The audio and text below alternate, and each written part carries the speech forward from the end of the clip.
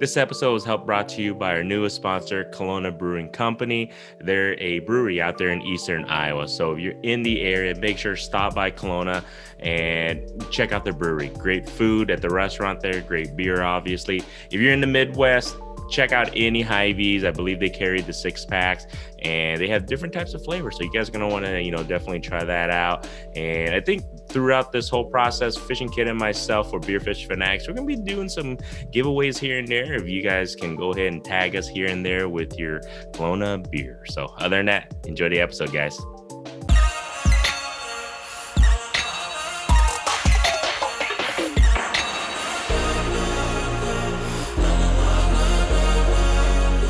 All right, guys, welcome to another episode of Beer Fish Fanatics. This is Granny with Bob Pop Fishing. We have Kit with the Fishing Kit YouTube channel. Awesome. And then today we actually got an amazing guest. Super excited to actually really get a chance to get to know him a little bit more. Been following him quite a bit. I don't know. He knows how long I've been following, but I've been following him quite a bit. And you guys got to check out his channel. It's pretty cool stuff. And, no further ado, we got Mr. Westin Smith down there. You live in, is it Texas? What city of Texas do you live in? Texas. Yeah, I'm just north of Dallas. So that's probably what people are familiar with. Awesome. There you go. So thank you so much for joining us. You guys got to go check out his channel. Pretty simple to find him. Just, I think YouTube search Westin Smith and he pops up. So might pop up. Who knows? There you go. So today, obviously, we got to drink some beer, man. I want to give a quick shout out to Adventurous Brewing again. They actually, like I said, they stopped by the house and did a home delivery for me. So, and they live, I think the brewery is literally like 2.5 hours away.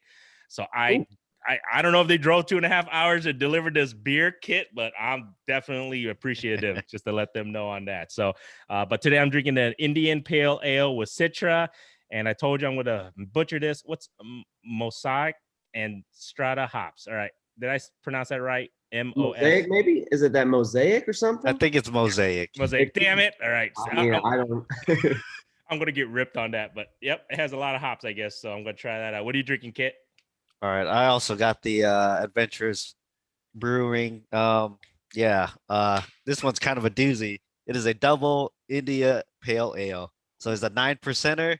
It's gonna hit me hard, but I'm ready for the ride. Hey, it doesn't matter because you know why? Because Westin goes, man, you guys are a bunch of wusses. He's going hardcore. What do you got drinking down there, bro?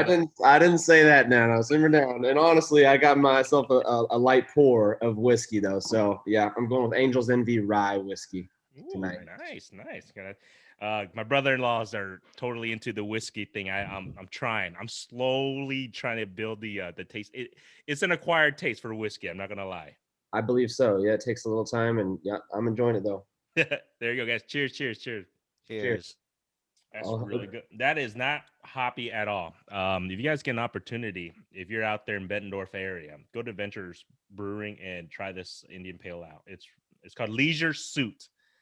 Yeah, I can pronounce that. So Leisure Suit, you guys got to try that one out. It's actually really smooth, not hoppy. Pretty good for anybody who's trying to get into IPAs and doesn't like the hops. So try that out. Yeah, mine's hoppy, not as hoppy as I was thinking. And actually, usually with double IPAs, you kind of notice the alcohol, but I don't really notice the alcohol in this one. Yeah, those double IPAs sometimes they get me. It's sometimes a little too much hops, but yeah, they vary. Sounds like you got a good one. Just have fishing. Yeah, have Fishing Kit drink like 2 more of those, and yeah, he'll be a little slurred speech. Oh, man, I gotta get up at 5 in the morning. I don't think I could drink 2 of these. Oh boy, man. Well, it's all right. We'll see, man. We don't know how long this will be. We're gonna learn a little bit about Westin, learn a bit about him. We might be in like 4 beers in. We never know, brother. So you don't mind? Tell us a little bit about yourself, man. Tell us a little about your channel. I could tell everybody, but it doesn't mean much I'd rather have it come from you. Can you tell us a little about you, about your channel, a little bit about your fishing background and everything, if you don't mind? Right. Yeah, definitely. Well, y'all, Westin Smith, Dallas, Texas, really only got into the fishing game a few years ago. I think it was 2017. I was looking up how to hold a bass, how to hold a fish, because my wife Devin would always get the fish off the hook for me. I've talked about this story a time or two on my channel or different podcasts, but yeah, I was always embarrassed and I didn't want to touch him and everything. And so, you know, I had a bunch of other hobbies I was into, but then what happened is seeing these bait caster fishing reels really got my attention after searching for these how to hold a bass videos, right? So I'm trying to learn how to fish over here, and then I see these reels I've never seen in my life, a bait caster, and somebody had some braid on there and they're casting it out. Sounds like a supercharger, and that piqued my interest into the fishing world. And so, I mean, as far as my channel goes, man, I've been making YouTube videos for a little while. I had done moto vlogs for a couple of years. So y'all familiar with the moto vlogs at all? Yep. Right? Just strap on the GoPro right there to the helmet and get you some. Yep. So we were doing moto vlogs for a little while. I think I had built up to like 2,000 subscribers over a year, putting like a video out per week. And so, you know, a little over 50 videos. And then I kind of stopped YouTube whenever we sold the bikes. You know, it gets cold every year, you want to sell them. Then it gets warm every year, you want to buy more motorcycles if you're into the motorcycles. And so, so I was kind of like familiar with the YouTube landscape, but then I saw this fishing stuff and it piqued my interest, and I wanted another way to get back into YouTube and showcasing just the creativity, make some videos, have fun with a new challenge. And so I got back into YouTube, and I kind of started strong with, I believe I did a video a day for 30 days. I might have missed one. Or maybe I was 28 days or something like that. But I wanted to crank it off with a lot more content than I had going with the moto vlogs. That way, if anybody searched like Westin Smith fishing or Westin fishing or just fishing in general, maybe I'd have some content for them to look up or look at, right, to browse through, instead of just posting, you know, one video a week like I had done with the moto vlog. Figured I'd try and step it up. And then we're here today with, I think I'm at like 34 and a half thousand subscribers, just growing steadily ever since. And met a lot of awesome people, honestly, including you guys tonight, just through the efforts. I mean, it's a ton of fun meeting everybody in the industry through the hard work. And then I mean, yeah, this is just a pleasure being on here with you guys. I'd love to hear more about y'all because I haven't seen too much from you guys as well. So it's almost like I gotta learn about you guys. You'll have to binge watch and listen to us. I mean, we're a bunch of idiots who love to drink beer and fish. Well, at least I am. I'm the idiot. He's the one who fishes. I'm just I just fish a lot. Okay, fair enough. I try to fish as much as possible. You know, it's been cold. What about where you guys are at? We got a blizzard warning tonight. I don't know about in Texas. Yeah, we got estimated 4 to 6 inches in the next about 8 hours. They said. Yeah, we're estimated 48 degrees. So didn't Texas get a bunch of snow like last week? You would have thought with everyone's fishing stories in the community, but no, it was. I mean, well, it depends on where you are. Yes and no. Where we're at, no, it didn't snow. Where friends are at, just south in Austin, it looked like they got a handful of inches. They were making snowmen and everything. So, you know, it's like the time of their life. But it seemed like everybody I followed who's in fishing in Texas was posting about the snow. It was comical, but yes, we did get a little bit of snow. Hey, I want to ask you, how do you bang out 30 videos like in a month? Yeah, how do you do that? Like, did you just film a whole bunch and then just piled up a whole bunch of videos, or yeah, what happened there? Definitely not. I just try to go out every day and film something. I would try and go out and I'd be like, okay, what have I not done yet? And the answer is everything, because I just got started. So I was like, okay, let me try and tell people how to put line on your fishing reel, even though I've really only done it a handful of times. So I did a video where, you know, you just kind of regurgitate others' information. You've watched some videos, you've spooled some stuff up. I'm giving probably a lot of the wrong information, but I'm just going at it, trying to get content out there. So, you know, like let's say one video was how to put line on your fishing reel. Well, that video, if it took me an hour to film or 2 hours to film, you know, I got to edit it, I got to post it. I was just trying to get the videos up before I went to sleep. That was considered my video a day. So maybe not before midnight, or maybe not every day at 5 p.m. Central Time. I wasn't that organized, right? I just wanted to do the hard work and get the stuff out there. So I would film maybe how to put that line on your fishing reel. And if I got that done and there was still time to go fish before sunset, I'd try and go film another video where I fished whatever bait was going to work that day, right? I just tried to make it happen. Go out every day, film. I was still working valet at that time. I might have had two. I think I just had the one job, but, you know, nights and weekends. And so I would go out every morning, film something, and I would try and edit it before I went into work.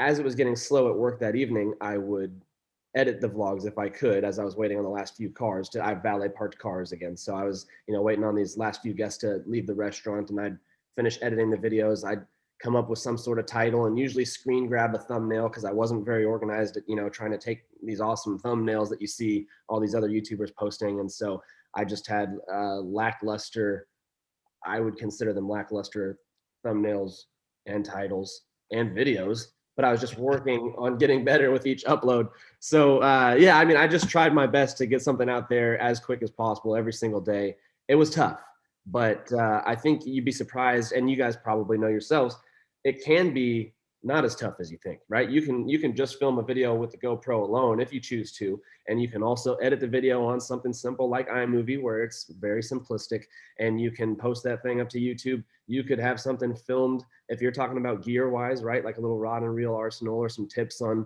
knots, baits, etc. in your home, when maybe it's what do y'all call it? Hard water.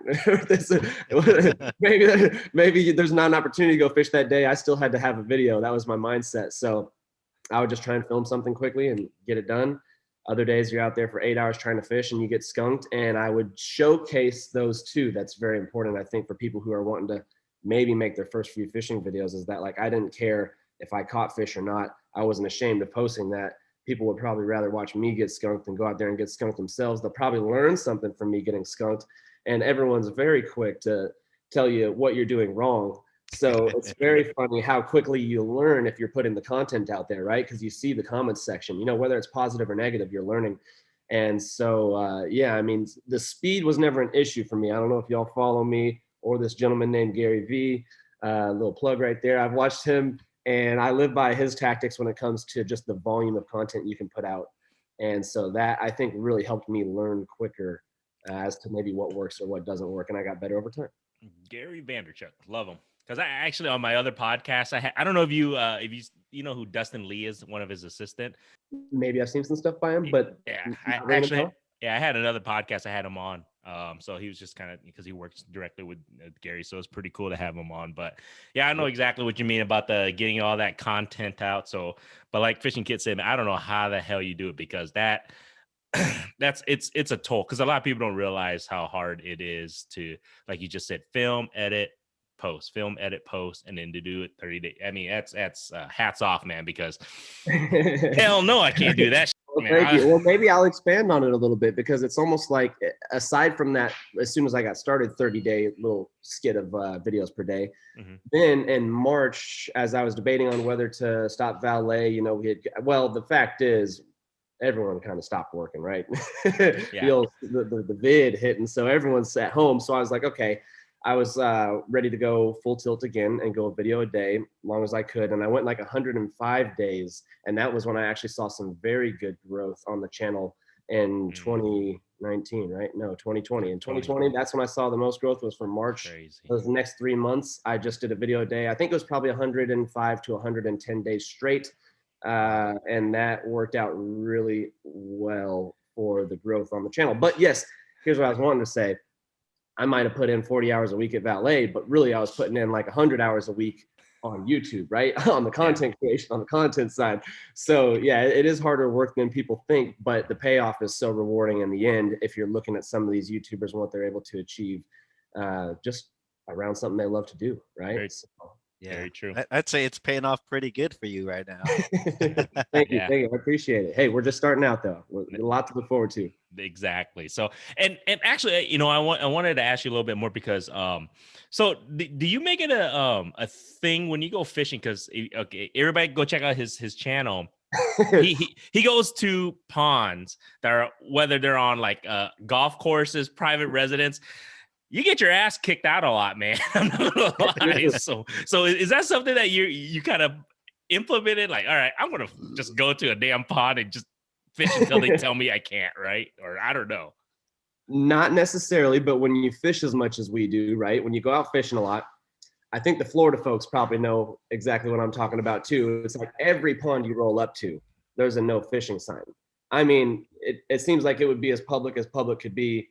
A lot of them are, you're not talking about gated stuff 90% of the time, right? And if it is gated, you try and get the permission. I mean, usually when I'm getting kicked out, it's security to a lot of these businesses that just don't want you to fall in the pond and sue the company because you tripped and broke your leg. You know what I mean? So yeah, People do love to see you get kicked out, though. You know, Yeah. if I get kicked out, I might include that in the title. I might say we got kicked out. So just it flows pretty well. And yeah, I get kicked out a lot. A lot of these places just say no fishing. And it's like, well, what am I supposed to do out here? You know, I'm just going to try. I'm not trying to hurt nothing. I'm picking up my trash.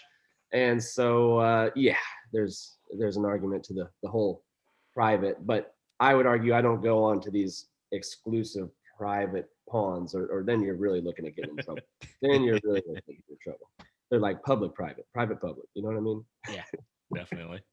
It's like, as somebody that fishes, like, what's the harm really? But then I guess the normies, that they don't see it the same way we do. Yeah, that is the argument.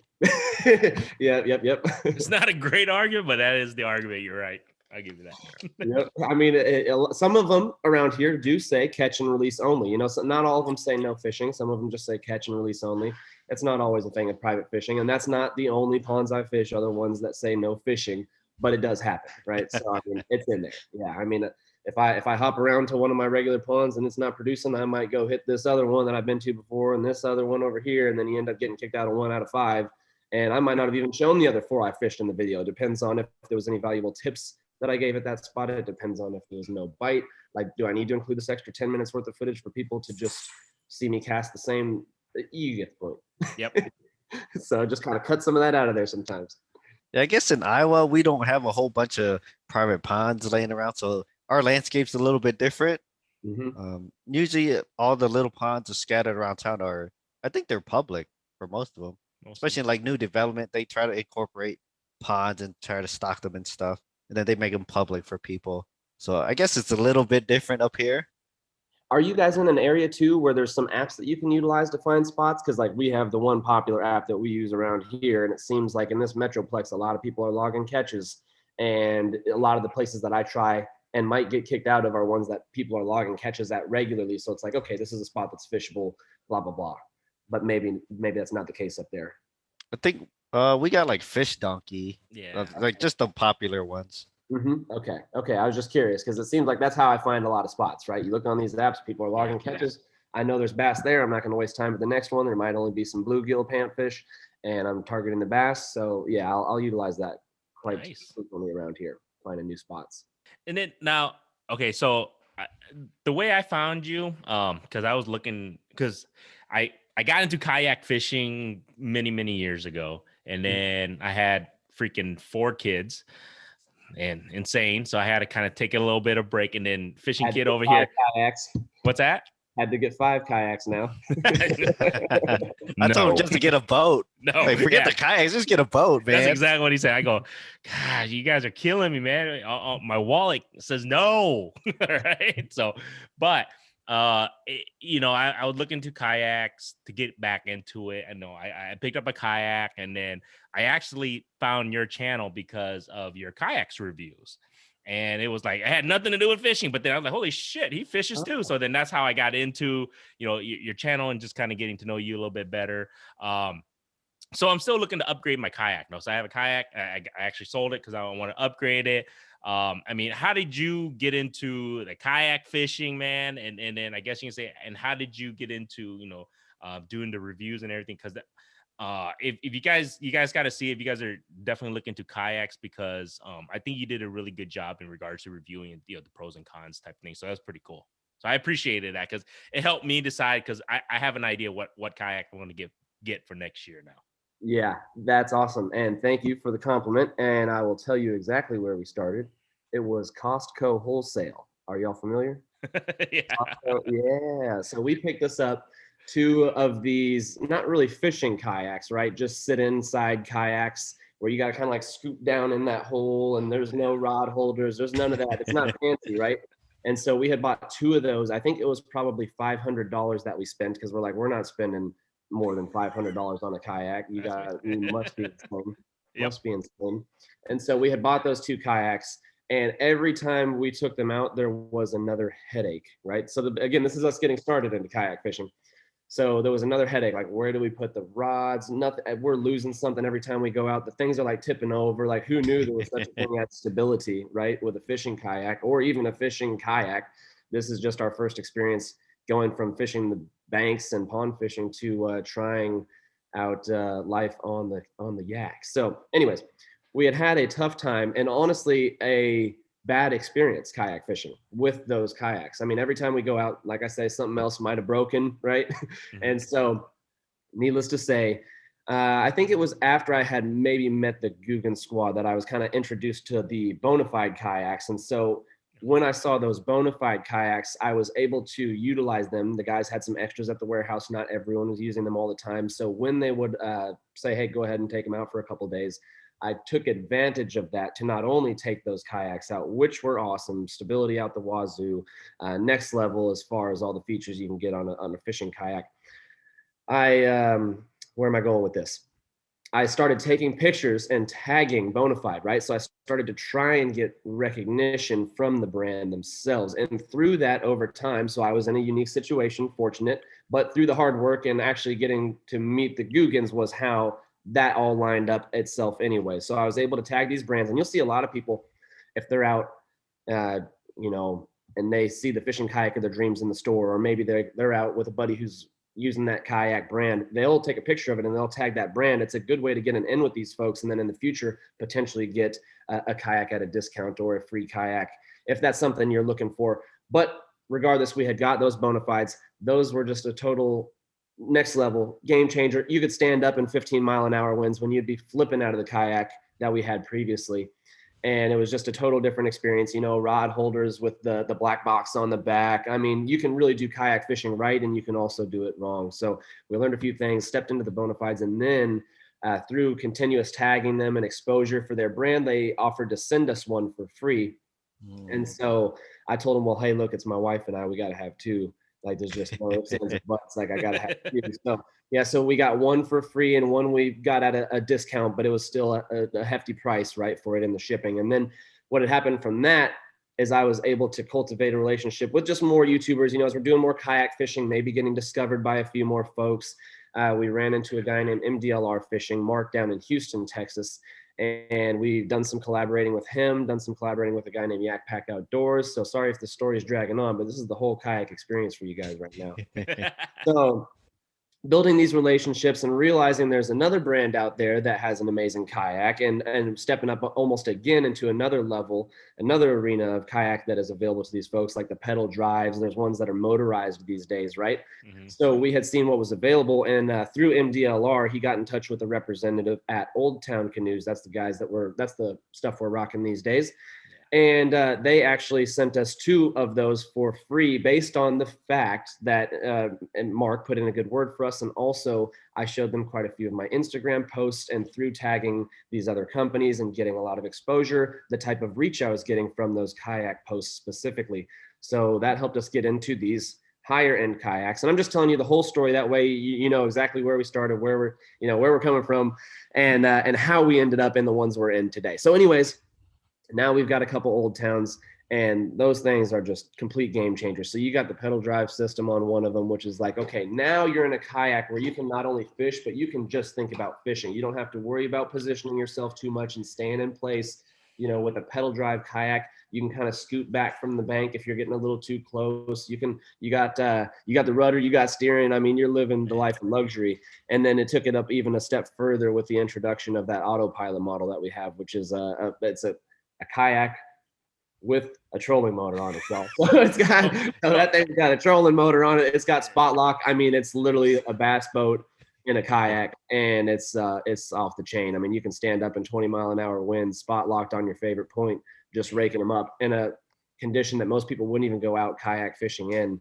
And so, yeah, we have a blast with the kayak fishing, as you probably got from all that. And I was just saying, because I'm still stuck at I had the hand trying to position myself. So that's what I was looking for, the pedal kayaks. And this guy over here, he has a Hobie. So I was just like, I watched him fish because, we were kayaking, we were at a lake, and I'm just like, God, I'm struggling, and the wind is barely blowing. I can't freaking stay still. And I was just like, and then I had the rod in my hand, and then I'm looking at him. He's just like, la-di-da-da, and he's just hands free, and just pedaling. I'm just like, all right, that's it. After this season, I was just like, all right, I got to get either I was debating, should I get a motorized or a pedal? But, I could at least justify a little bit saying I'm getting exercise, honey. So I can buy that, and that was kind of my selling point in a way, Yep. to get that. But no, and I agree with you. I think I got to go at least minimal pedal for next year. So that's why I was like looking. I mean, you won't look back. Trust me. Like the paddles are fantastic. We were rocking the paddle kayaks for, it's been over a year. We were having a ton of fun with them, but the pedal drive just makes it a total different experience. I see the smile on his face all the time, and I'm just struggling to stay still. So I was just like, I get it. Just being hands free is like, it puts you on like another level when it comes to kayak fishing. And there's trade-offs, right? And accessories. So some of those paddle kayaks, I've seen my buddies with drop-down anchors, right? So you might have a little drop-down anchor. You might even be able to position it and rotate it around the kayak. I'm sure you guys know all about these accessories to where you can kind of get it to face a certain direction. And usually the paddle kayaks are lighter. You're not carrying around the additional weight of the pedal drive system, worrying about messing up your, not the rudder, but the, what is that? The drive. The drive. Yeah, you're not worried about your prop. You're not worried about damaging your prop because you go in shallow, rocky areas and stuff, which is fine. It's all part of life. But yeah, there's definitely trade-offs, right? There's trade-offs either direction you go. So yeah, I think the gains with the either propeller or pedal drives outweigh the cons for sure. I won't argue. It's just the cost factor, right? It's like, okay, how much do I want to spend here? Because some money can be spent. Let me tell you. Oh yeah. Yeah, some money can be spent, but that's one of the trade-offs. And there's so many good brands out there now, like compared to, I don't know what, like even 5 years ago. There's so many like even the older brands, they've stepped into the pedal or motorized kayak world. Yeah, I think there's so many good options out there these days. It's probably tough to pick a bad kayak from most of these companies. I mean, everyone's trying to innovate and stay ahead. So I think you're in good hands no matter who you go with, right? Just pick one you like. But let me tell you what, if you get something that's got a little bit of stability, I like something around 12 feet, because you can go with something that's like, 8 foot, 10 foot's good. 12 seems to be on another level of stability in the ones I have been in. And the 10 is a great option, but I think those first ones that we had got were maybe like 8-footers or something tiny. I mean, it was tough to make do. So yeah, you just gotta watch yourself when you're going for the budget stuff sometimes, because you get what you pay for. I agree. I think 10 is like a minimum if you want to fish from the kayak. Anything above that, you're good. Yeah, definitely. I agree, because I was that guy too. I was a cheap. Yeah, my wife calls me cheap. It happens, man. So be it. I got 4 kids, and I bought the cheap kayak, and I was like, that's it. Couldn't do it again. I couldn't do it again. So I got a little bit of a better one, and now I got to step up my game even more now. You got to start somewhere, though. We all start. Nobody starts with the best kayak. Yeah, no, it's 100% true. We started with the cheap stuff that people don't even remember, right? They see our videos about, oh, it must be nice. Well, it's like, well, then put in the time and get you one. You know what I mean? It's just what it is. When it comes to gear, all across the board, like I started with $40, I think, Lose American Hero Speed Spool combos, man. We found them on sale. I mean, rod and reel, Yep. So, and that was just after us wanting to spend anything over like $20 for a combo. Because growing up, you're fishing like bobber and live worm at the grandfather's house on the lake. And, I was never really into fishing until just these last few years. But, when you're young, you have a few experiences, and it's like, yeah, go to Walmart, get you a little $20 rod and reel, and you're set, right? So little did I know all this is out there these days. But yeah, we started with the cheap stuff, man. I think whenever I started spending the big money at first was when those Cast Kings. I started seeing some stuff on the Cast King reels. It was getting pushed by a lot of big influencers, and I'm a sucker. I go with what the people tell me, and those Cast Kings, they were great for the money. I think it was $80 maybe for a few of those reels, and they're now I'm not going to say nothing. We have switched. We're using other gear these days. We started with the affordable stuff, and we have moved on because sometimes the reliability just outweighs the fact that maybe save a couple bucks up front. I agree. No, I wholeheartedly agree with you on that, because I was just like, man, because we ice fish. Speaking of that, you're gonna have to try that one of these days. I don't know if you've done it yet, but you're gonna have to come up here and just suck it up, Buttercup, it's cold, and you're gonna have to come ice fishing with us. But I had some offers. I need to get up there, man. I bought some. I don't know what you call them, bibs. What do you call bibs, Bibs. yeah, Yeah. bibs. them? Got me a pair because I'm in anticipation.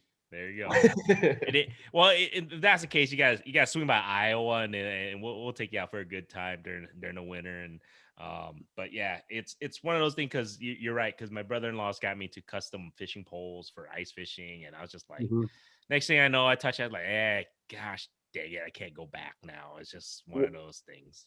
Do those things get up there in price? I bet they're probably not cheap. Oh, yeah. Custom ones or they're not like open rods though. I mean, open rods can get up into the thousands. I mean, 800 to 1,000. I'm just like, because I have another brother-in-law, my brother-in-law's that spends that much. It's fine, it's his thing. It's whatever.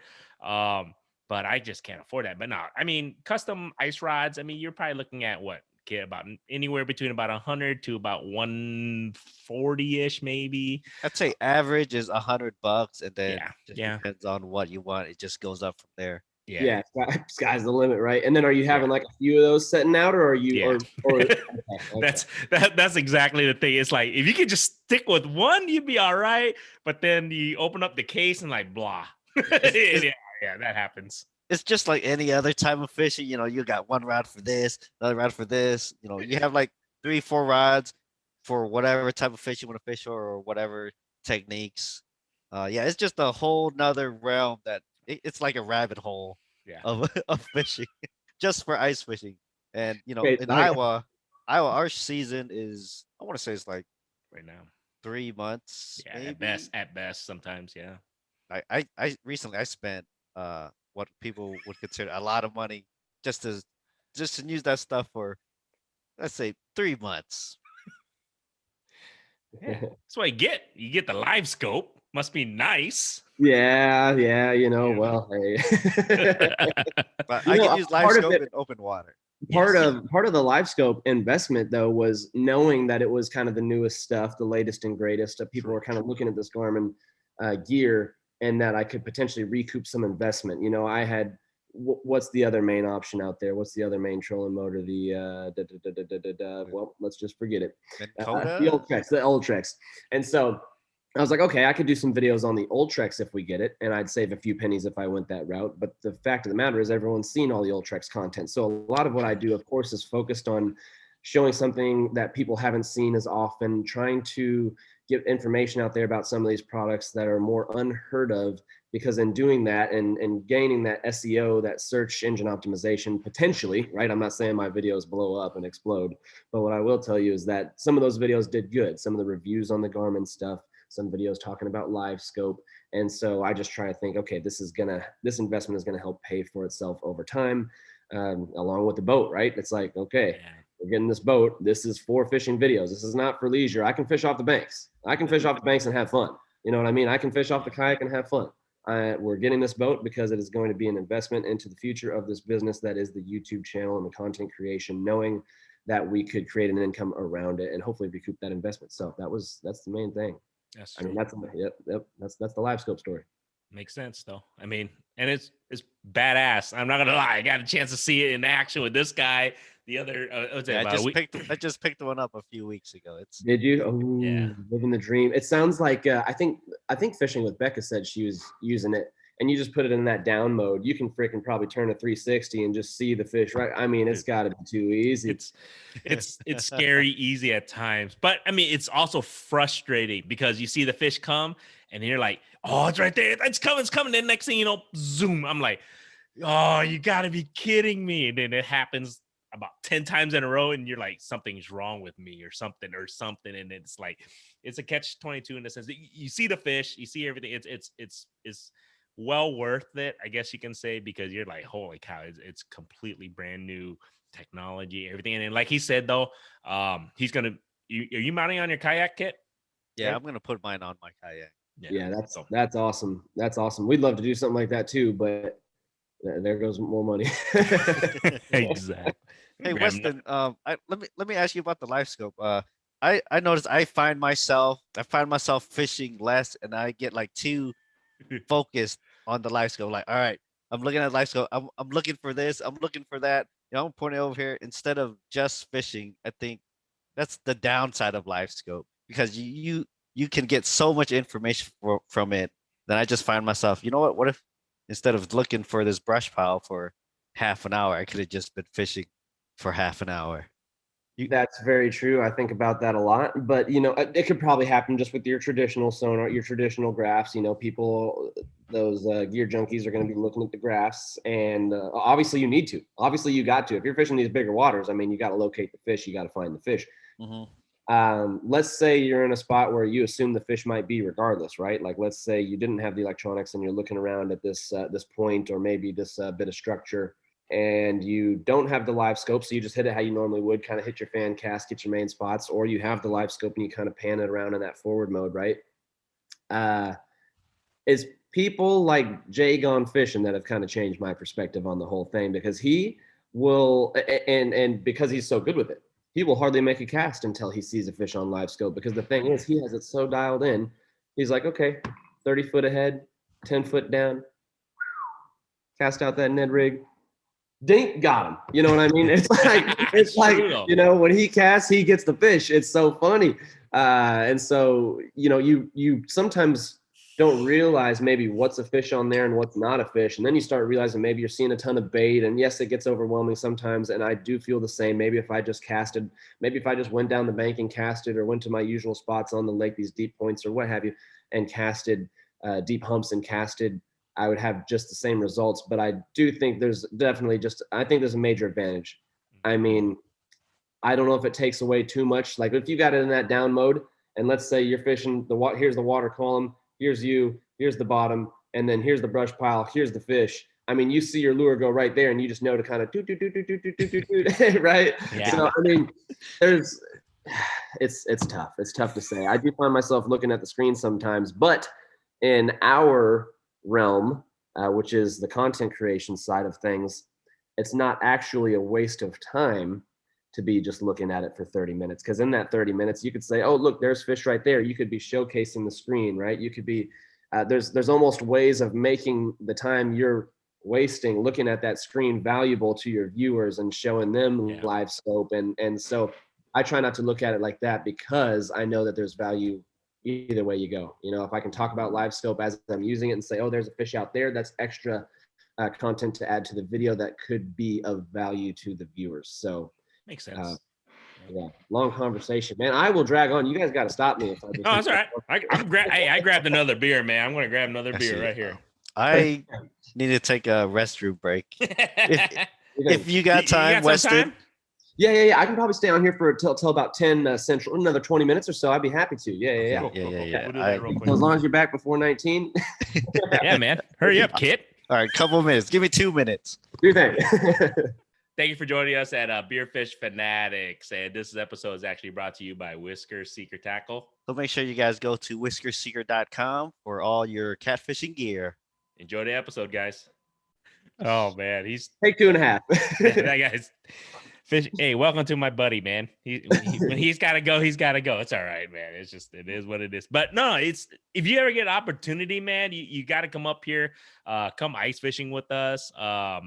I think, obviously, Parrot, he used to live up north, didn't he? Yeah, Chicago. Yep. Yeah, so see, he knows ice fishing. I mean, you can come up, swing by here. I don't know, has he ever even fished in Iowa? I don't really know. I'm sure he has. I'm pretty sure. I'm not too familiar myself. Come swing by next if you guys, because right now it's kind of crazy though, because it's been like super warm the last like 4 or 5 days, so it's like ice. 50? Yeah, it's got like mid 40s to us. Okay, sorry, man. Right now we're supposedly in the middle of winter, so it's like mid 40. It got to like 40 today. I like. Yeah. The ice is melting. That's my thoughts. And like, because I'm taking my daughters out to go ice fishing on Sunday. I'm like, can I make it? Is the ice going to be safe? It's just that one of those things. But because this ice season it's been really, at least locally here, has been really sketchy on certain, ponds or lakes and stuff. Yeah. But yeah, and so if you're worried, I guess you just kind of inch your way out there and you use your little corkscrew thing to check the thickness, or what do you do? You can use they call it the auger. You can do that. That's kind of not the right way to do it, because I mean, if you're going there and you're drilling, you're standing on. Well, why are you even drilling? You're already standing on it in a way if it's safe. But we have leave it to the Texan. Yeah, we have spud bars. They're like mine's about 15, 20 pounds, and then you can at least hit maybe about a good 3 to 4 feet in front of you, so you don't step in the wrong spot. That making sure, because this happened this year. Honestly, I went out. I think I was with Kit right here. We went out to a pond, and I got my spud bar hitting 2 or 3 times, because each hit's about an inch for me, and we can ice fish at about 4 inches. 3 to 4 inches is probably the bare minimum, and we're good, and all of a sudden he was right next to me. It went right through. Like, it was literally 2 feet. I'm like, yeah, we're back. We backed up. We're like, we can't go that, because that's literally less than an inch. I mean, we're like, he saw it too. He's like, yeah, we're not going there, man. I hope you're not trying to convince him to go ice fishing with these horror stories. I'm telling you how we are actually safe about. Checking. For sure. And so is that not the norm? And what I mean by that is, like, is there normally not this kind of like little hot spurt where it would get that thin in the wintertime? Or so the thing is with ice, it's very unpredictable. It's like you can literally have 5 inches here, and about the next you turn to your right, and you can, however the water froze, you may have 2 inches. Or 1 inch, and it's just really weird. And that's why you always have that spud bar. Just kind of check as you go along. At least in our area. I mean, if you go up north like Minnesota or like Canada and stuff, I mean, they get to the point where they're like 12, actually like 40, 30 inches of ice. It's like they're driving trucks, and I mean, they're driving freaking plow trucks, in Canada right now. I know Jason, we actually had Jay Siemens on our podcast before. And he was just like, yeah, they had plow trucks. I mean, you know how heavy a plow truck is? I mean, so it's at least 30 inches that, the ice is up there. But yeah, what do they do when they want to ice fish then? They do when they want to ice fish? They just got to go to another lake.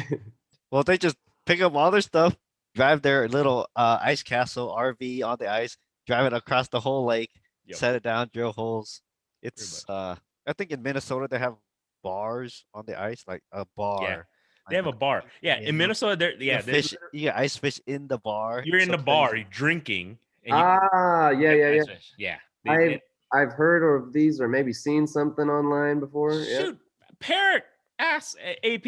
I think he was one of his episodes or one of his videos. He was at a bar. I think it was in Minnesota or somewhere, and he was fishing for walleyes through the ice at a bar, I think. Honestly, that might have been where I saw it. That really might have been. I don't know if he was eating pizza in there or something, but I'm telling you, that might have been where I seen this. Yeah. So no, tell that guy we said hi. I mean, we would love to get him on, but because we had Taro Murata.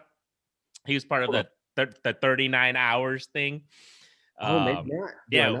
What is like what's his channel or Instagram or something like Taro Murata. Okay, yeah, then I guess I'm unfamiliar. Shame on me. No, it's all right. No. He was.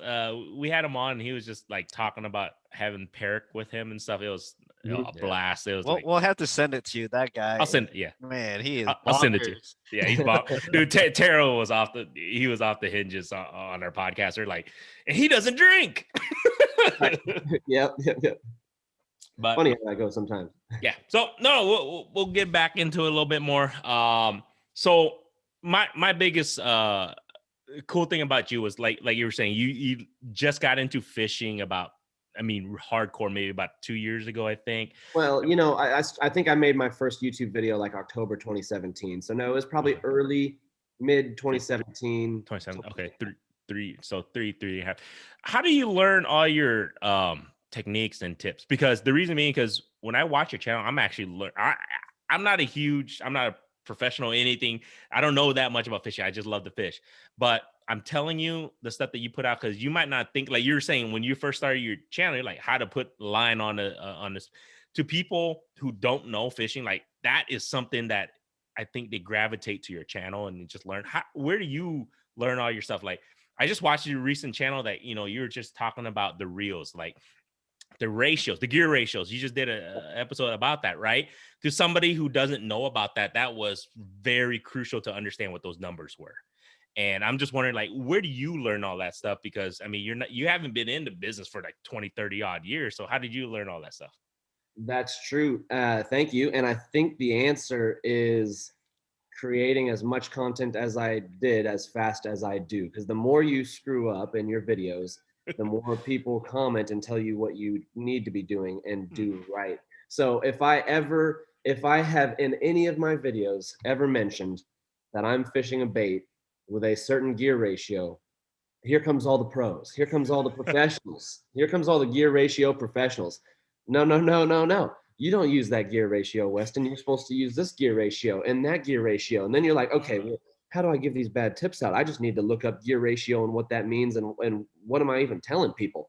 And I don't think I was really misinforming a lot of people. And I'm not referring to any one specific video or moment. I'm just thinking a lot of it is because I did stuff incorrectly in my videos that then my viewers responded to in a positive or negative way. A lot of people are like, awesome tips, love the video, blah, blah, blah. But I would check out this knot next time you tie on this bait, or I would check out this rod next time you're going to throw that lure. And so really it's from a lot of my commenters that I've learned so quickly.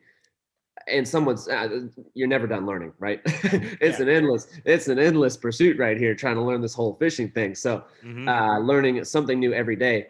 But the gear ratio was something that just kind of stuck with me after I figured that out. Okay, like, the 6.4, 7.4, 8.4. And then, some folks don't realize that those different gear ratios could actually bring in the same amount of line depending on your spool size. Like if your spool size is larger and it's turning 6 times because you've got the 400 spool size, and then you go get a 200 spool size reel and it turns, 7 or 8 times, you might bring in the same amount of line. So there's so many variables, and it's just stuff you learn because you give out misinformation, I think, for me.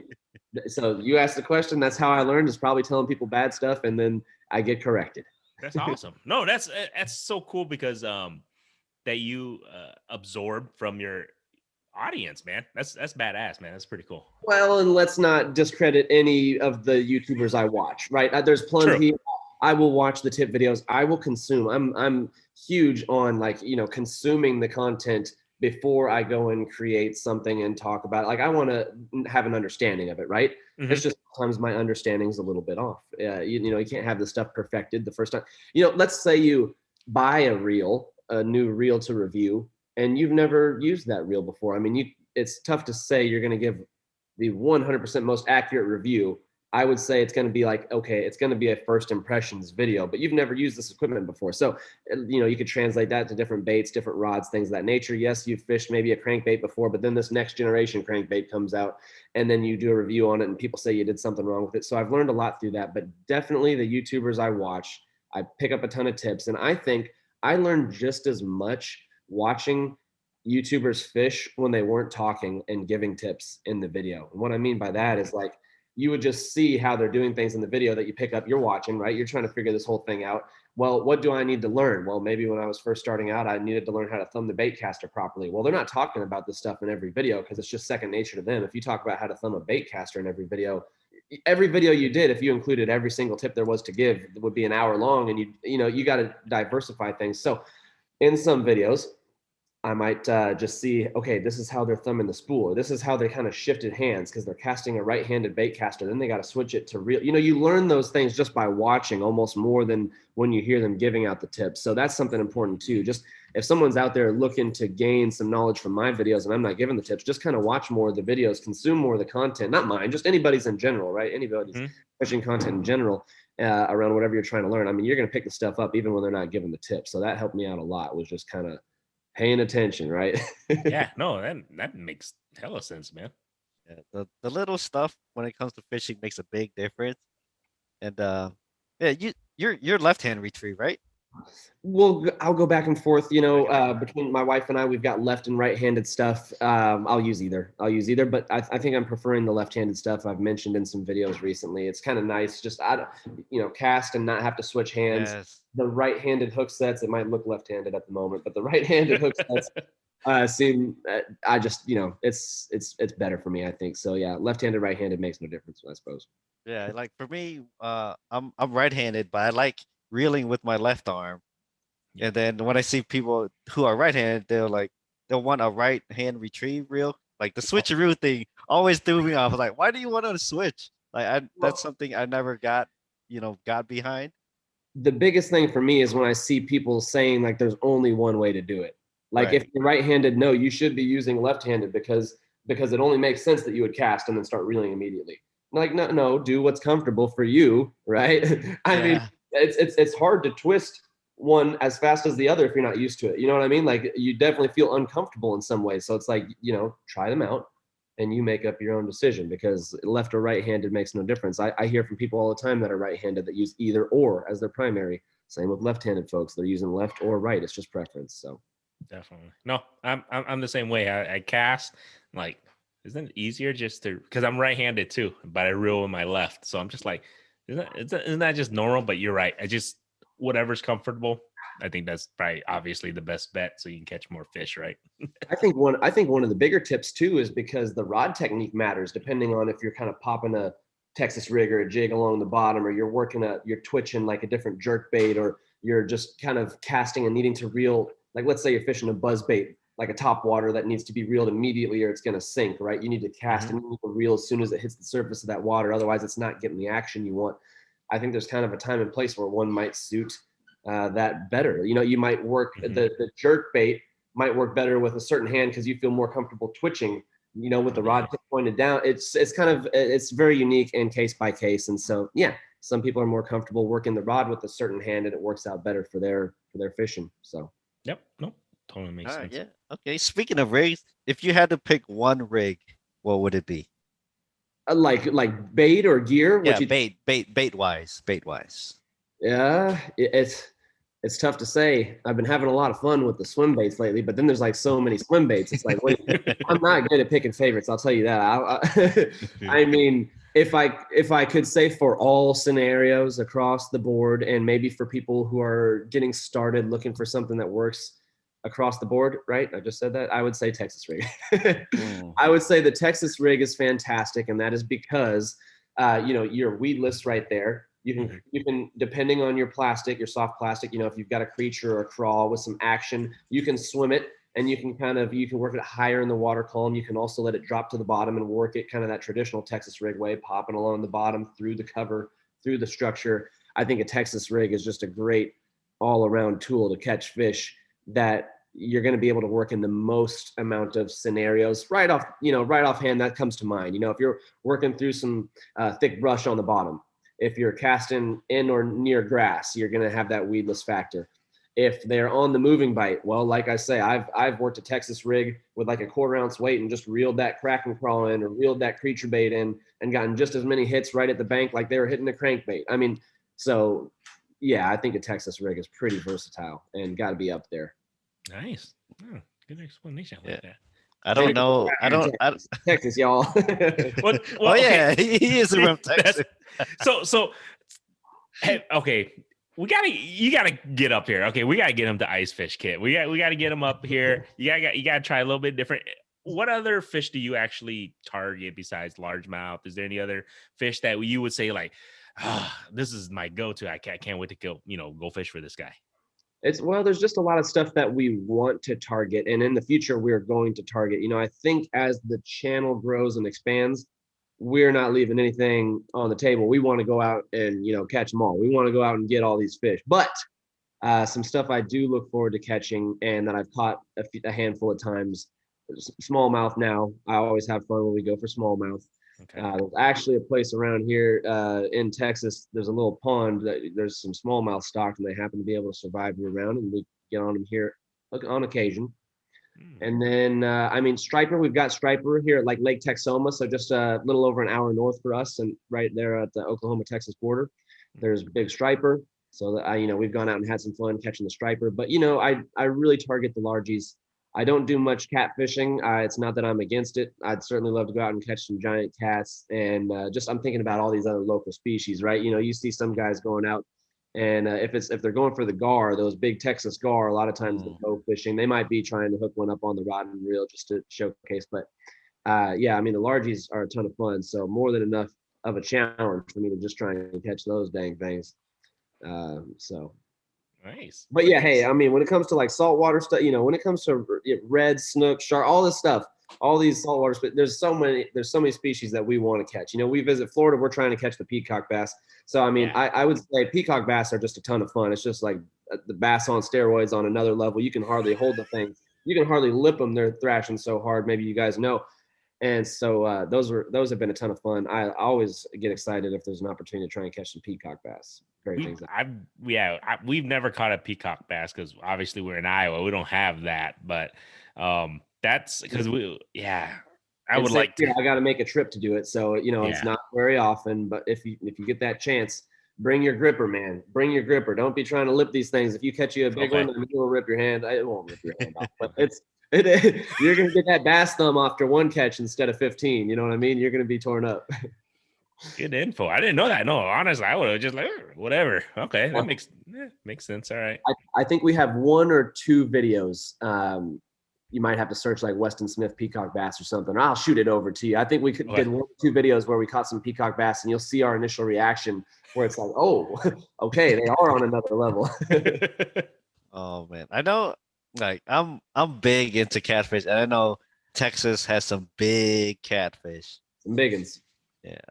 I haven't caught any. You know, I'd speak on it, but we've caught maybe 10 to 12 pounders, and that's topping the chart so far for us. We haven't dedicated the time to really go to the right places, fishing the right stuff to catch one on purpose. Well, not by accident. We're gonna have to get Westin into some of these stuff, Kit. I think catfishing is one of those things. This guy I catfished before as a kid, whatever, but I really finally got into it like this year a little bit more. Got the gear for it, and you know, super excited now, and it's just like, now I get it. It's kind of fun, man, when you just sit there because you can drink. Yep. You can sit there and drink. It's a different experience. I mean, I'm telling you what, you can make all the Instagram posts you need to make. Exactly. That's exactly. You're right. You can catch up on all your content stuff while you're waiting for the big boy to get. You know what I'm saying? So it was kind of cool to get it. Yeah, unless you're too busy catching fish. No, hey, that's not always the case. I'll tell you what, sometimes it's better just to go to Walmart and grab a package of hot dogs and cast them out on a hook and heavy weight. Yeah, I'm telling you what. Don't pull your bottom reel in there. Be careful. Yeah. I before we let you go here, because I don't know, I really got a chance to pick your brain and everything, but I do want to tell you. If you got more questions, go ahead and fire away. Yeah, no, I'm having a good time. No, I definitely appreciate what you did on your channels. Like when you show, because he does the same thing too. Like you don't catch all the time. Like I appreciate that you guys show when you go out and fish, sometimes you get skunked, or sometimes you catch that one fish, but that one fish made your day. You know what I mean? Yes. A lot of people don't realize that's why we do it in a way. It's like sometimes you keep going, you don't catch anything. You see other people, you guys are filming other people catching. So it's cool. You guys are excited for them.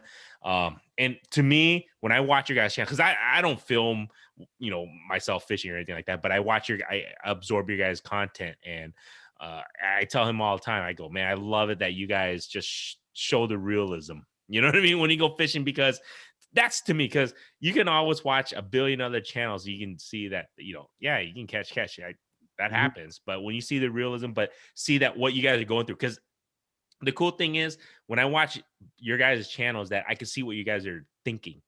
Okay, let me change it to this. Let me try this. Let me try this. Let me try, you know what I'm saying? Because I didn't even think of that. You guys are trying new techniques that, okay, that didn't work. Let me try this lure. So like I said, man, I just want to tell both of you guys that, totally appreciate that you guys are showing that part where this ain't working. So I got to try something new. So that's pretty cool to me, man. So I just want to let you know that, man. Yeah, I appreciate that. Yeah, both of us. Yep. So other than that, man, do you got anything else for him though, kid? I mean, I had a blast with this guy. I just want to get him up here so we can get him ice fishing. Get a Texan ice fishing. That's what I want to do. Okay, Westin. So usually at this point we just try to, how if people want to get a hold of you, or where can they find you, and then what's next for Westin? What are your plans in the future, like next couple months? Any trips, or maybe your new species you want to target or anything like that? Right. Good question. I mean, we I wouldn't say we just have a ton of stuff planned at the very moment, right? We got big ideas, But with those big ideas, you gotta dish out to go and well, you know, you're trying to travel, it costs money. So we've got a lot of stuff lined up locally. We got a lot of new bait and gear reviews coming soon to the channel. We actually got a new kayak that we're going to be showcasing here pretty quick.